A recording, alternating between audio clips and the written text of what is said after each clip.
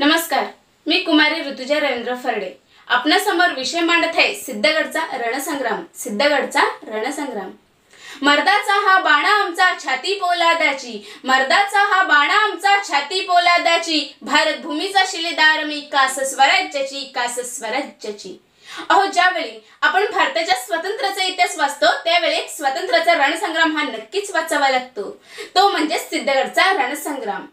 गुलामगिरी पुढचे 7 पिढ्या बसून खाता येत इतके ऐश्वर्य पुढ्यात वाढून ठेवले असताना माझ्या भारत भूमीच्या स्वातंत्र्याचा ध्यास लागलेल्या क्रांतिकारकाचे नाव होते विठ्ठल कोतवाल उर्फ भाई कोतवाल व त्यांच्या साथीला हिराजी पाटील, गोमाजी पाटील, क्षीरसागर देसाई, व्यास यांसारख्या अनेक देशप्रेमी तरुणांचा गट। अहो, आपण म्हणतोच की वेडी माणसे इतिहास घडवतात आणि येथे तर देशप्रेमाने वेडीत झालेली ही माणसे देशाला स्वातंत्र्य मिळवून देण्यासाठी झटत होती।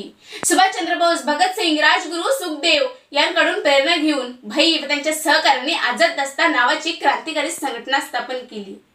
भाईंनी व त्यांच्या सहकाऱ्यांनी हे जे क्रांतिकारक पाऊल उचलून टाकायचे ठरवले होते ते किती भयानक आहे याचा त्यांनी आधीच विचार करून ठेवला होता। भले देशाला स्वातंत्र्य मिळवून देण्यासाठी जरी वीर मरण आले तरी ते हसत हसत स्वीकारायचे। जहाल ही आझाद दस्त्याची खरी ओळख, कारण त्यांना जुलमी राजवटी विरुद्ध सशस्त्र क्रांतीनेच लढायचे होते। जसजसा ब्रिटिशांचा जुलमीपणाचा कहर वाढत चालला होता तसतसा आझाद दस्त्यातील क्रांतिकारी कारवाया वाढत चालल्या होत्या। ब्रिटिशांना सळो की पळो करून सोडले होते। त्यांना माहीत होते जर आपण ब्रिटिशांविरुद्ध समोरासमोर लढलो तर आपल्याला निभाव लागणार नाही। त्यासाठी त्यांनी छत्रपती शिवाजी महाराजांच्या गणवी काव्याचा वापर केला। ब्रिटिशांच्या चौक्या जाळणे, पोलिसांचे गणवेश परिधान करून त्यांची शस्त्रे व दारूगोळा लुटणे, रेल्वेचे रूळ उखडणे, पूल पाडणे अशा अनेक मोहिमा फत्ते करत जुलमी राजवटीस चेरीस आणले होते। आणि त्यातच ब्रिटिश सरकारने भाई व त्यांच्या सहकाऱ्यांची बंदोबस्त करायचे ठरवले। अथक प्रयत्न करून ही भाई व त्यांचे सहकारी हाती लागत नव्हते। त्यातच डीएसपी हॉल या जुलमी अधिकाऱ्याची नेमणूक करण्यात आली।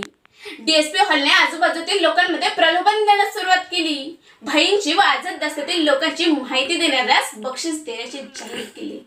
भाईंचा व त्यांच्या सहकाऱ्यांचा सिद्धगडावरील वास्तव्याचा कोणालाही ठाव ठिकाणा नव्हता।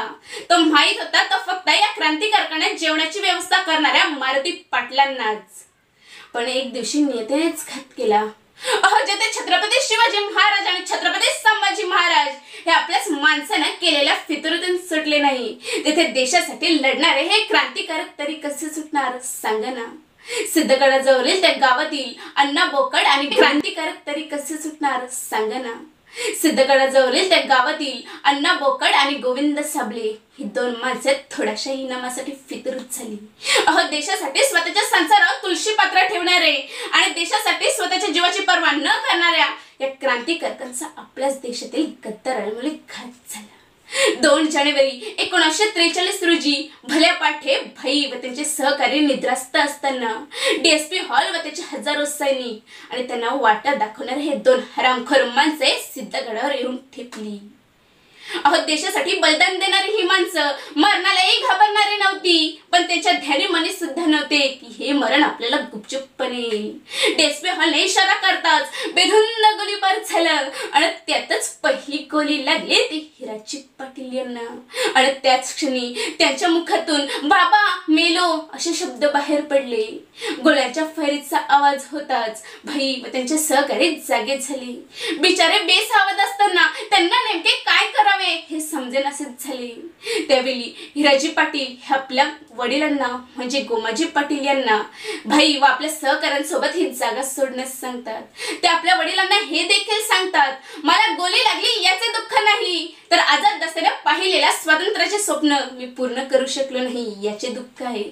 आपल्या जखमी मुलाला अशा अवस्थेत सोडून जाताना गोमाजी पाटील यांना अनेक यातना होत होत्या आणि त्यातच दुसरी गोळी लागली ती भाईंच्या मांडीला आणि त्या क्षणी देशासाठी लढणारा हा ढाण्यावाघ जखमी झाला। पण हा जखमी ढाण्यावाघ थांबणारा नव्हता। त्यांचा प्रयत्न चालू होता तो समोर ठेवलेल्या माझ्या बंदुकीपर्यंत मला कसे पोहोचता येईल। भाईची अफाट शक्ती पाहून डीएसपी हॉल आश्चर्यचकित झाला। भाई आपल्या सहकाऱ्यांना तिथून निघून जाण्यास सांगतात, अरे जायची वेळ तर माझी झाली आहे, पण निघायची वेळ तुमची आहे। माझ्या असताने हा आझाद दस्ता पुढेच चालत नव्हता, तर तो तुमच्या शौर्याच्या आणि देशप्रेमाच्या जोरावर ब्रिटिशांविरुद्ध लढत होता। भाई असो किंवा नसो, ब्रिटिशांना हुसकावून लावायचे हा विचार उंच आहे त्यासाठी तुम्हाला जावेच लागणार. जसजसं डीएसपी हॉल व त्याचे सैनिक पुढे येत होते तसतसं क्रांतिकारकांची धावपळ सुरू झाली होती. भाईंच्या जीवातही प्राण राहिला नव्हता. डीएसपी हॉलने बंदुकीची नाली भाईंच्या डोक्यावर ठेवली तेव्हा भाई त्याला म्हणतात, अरे एक भाई कोतवाल मेला तर लाखो भाई कोतवाल या मातीत जन्माला येतील. कोठूनही असो विजय आमचाच होणार, स्वर्ग नाही तर स्वातंत्र्य. आणि अखेर या वीर पुत्राने प्राण सोडला. देशासाठी लढणारा हा क्रांतीचा सूर्य अस्ताला गेला. सरते शेवटी शब्दांना पूर्णविराम देते, विचार मंथनाची रजा घेते. जाता जाता एवढंच म्हणावेसे वाटे, देशभक्ती कशी असावी हे माझ्या क्रांतिकारकांकडे पाहून ठरवावी. देशभक्ती कशी असावी हे माझ्या क्रांतिकारकांकडे पाहून ठरवावी. आणि देशभक्तीची ज्वाला प्रत्येक भारतीयांमध्ये दिसावी, प्रत्येक भारतीयांमध्ये दिसावी. धन्यवाद.